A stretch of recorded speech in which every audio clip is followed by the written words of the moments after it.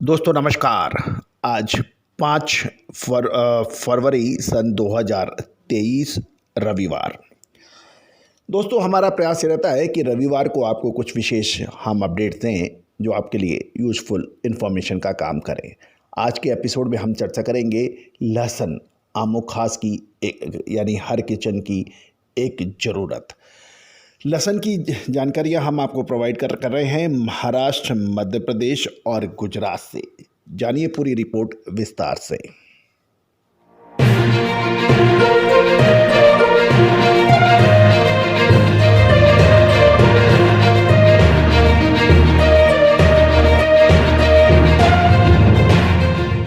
दोस्तों नमस्कार। Colonel Ajay, CEO Ajay astro money group first global astro finance digital channel से आपसे मुखातिब होता हूँ।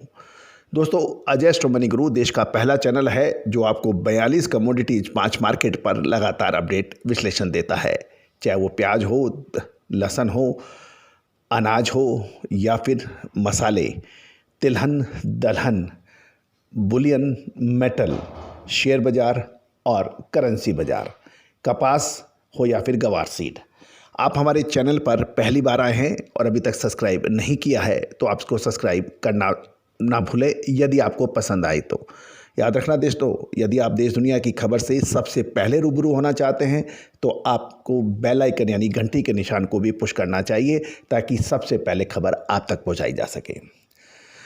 दोस्तों आपको याद होगा प्याज पर हमने जब भी आपको अपडेट दिए हैं, चाहे लहसुन पे अपडेट दिए हैं, वो सही साबित हुए हैं। चाहे प्याज की तेज़ी हो या मंदी, इसका अग्रिम विश्लेषण हमने आपको सबसे पहले देने का प्रयास किया है। याद कीजिए हमारी प्याज की तेज़ी की भविष्यवाणियाँ, अग्रिम विश्लेषण और उसके बाद प्याज की गिरावट का अग्रिम विश्लेषण जो कि अक्षरशः सत्य साबित होता देखा गया है। आपने बहुत प्यार हमारे इस चैनल को दिया है, मैं पूरी टीम की तरफ से आपको शुक्रिया अदा करता हूँ।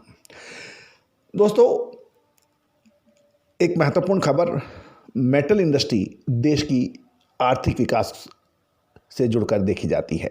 किसी भी देश का विकास देखना हो, आर्थिक तरक्की देखनी हो तो मेटल इंडस्ट्री के ऊपर नज़र अक्सर लोग डालते हैं और मेटल इंडस्ट्री का एक बेहतरीन स्टॉक जल्दी ही NSE इमर्जिंग पर लिस्ट होने वाला है 7 से 9 फरवरी के बीच में। SME प्लेटफॉर्म NSE इमर्जिंग पर ये लिस्ट होने वाला है और देश की अपकमिंग मेटल इंडस्ट्री में एक अच्छा स्टॉक ये माना जा रहा है।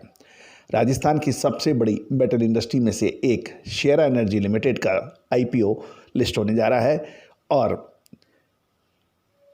इस कंपनी की वेबसाइट पे भी जाकर आप सारी जानकारियां प्राप्त कर सकते हैं। तो दोस्तों अब खबर सबसे पहले हम चर्चा कर रहे हैं महाराष्ट्र से।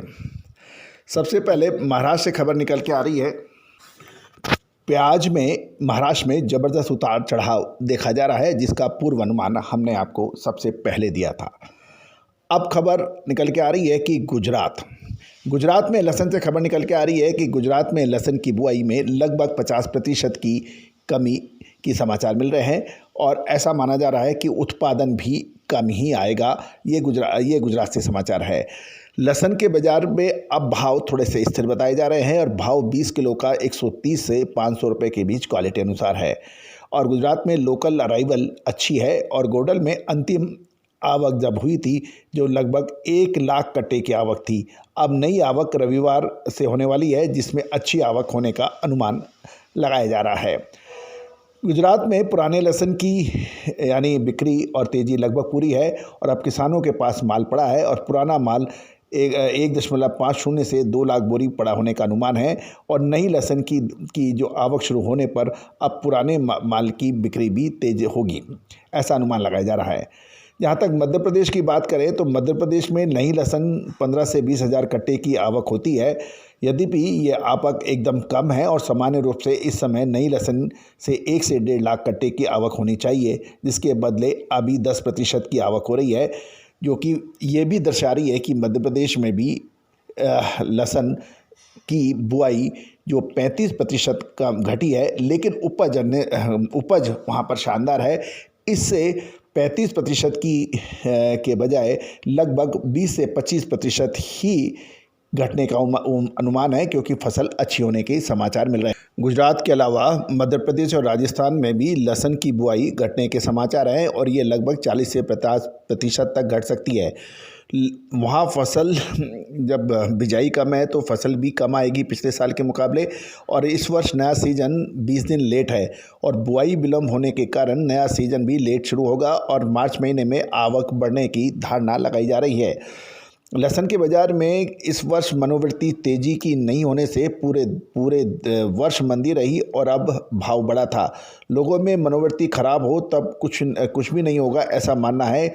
इससे पहले साल यदि हम इतिहास देखें तो साल 2010 में भी फसल बहुत बम्पर थी और 1 लाख बोरी की आवक सौराष्ट्र में पीछे हुई थी, लेकिन उस समय भाव 20 रुपये किलो का से बढ़कर एक बहुत शानदार 20 किलो का भाव 4000 तक पहुंच गया था। और इस समय साल 2023 में हम लोग हैं, लेकिन और उत्पादन बढ़ा है और खपत भी बढ़ी है, परंतु ऐसी तेज़ी नहीं है। अब सवाल ये है कि फसल तो अच्छी है, लेकिन बिजाई यदि कम होगी तो फसल कितनी भी अच्छी हो, लेकिन उसका प्रभाव तो अवश्य पड़ेगा।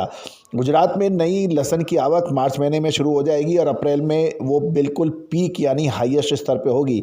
पिछले 3 वर्षों से लहसुन में तेज़ी नहीं होने के कारण नए सीजन में भाव बढ़ने का अनुमान लगाया जा रहा है। डिहाइड्रेशन लहसुन का भाव भी घटा है और शॉर्टिंग माल जो है वो 57 से 60 रुपये और नॉन शॉर्टिंग माल 40 से 42 रुपये प्रति किलो था, और इसमें 10 रुपये की गिरावट अभी है। और महुआ में इस समय पुराना वर्ष का जो 15,000 टन और नए सीजन का 60,000 टन को मिलाकर लगभग 75,000 टन का स्टॉक पड़ा हुआ है, जो आगामी वर्ष 2 वर्ष चलने वाला है, क्योंकि लहसुन नए सीजन में भाव ऊंचा रहेगा तो नया सूखा माल बनने की में इस समय स्थिति दिखाई देनी नहीं है। दोस्तों, महत्वपूर्ण ये भी है कि यदि हम गुजरात के साथ मध्य प्रदेश भी देखें और राजस्थान को भी देखें तो लहसुन की बिजाई, क्योंकि प्याज और लहसुन ने किसानों को रुला दिया था और इस वजह से किसानों ने इस बार लहसुन की बिजाई में बहुत अधिक रुचि नहीं ली है, और यही वजह रही है कि लहसुन और प्याज के अंदर भावों में तेज़ उतार चढ़ाव देखने को मिला।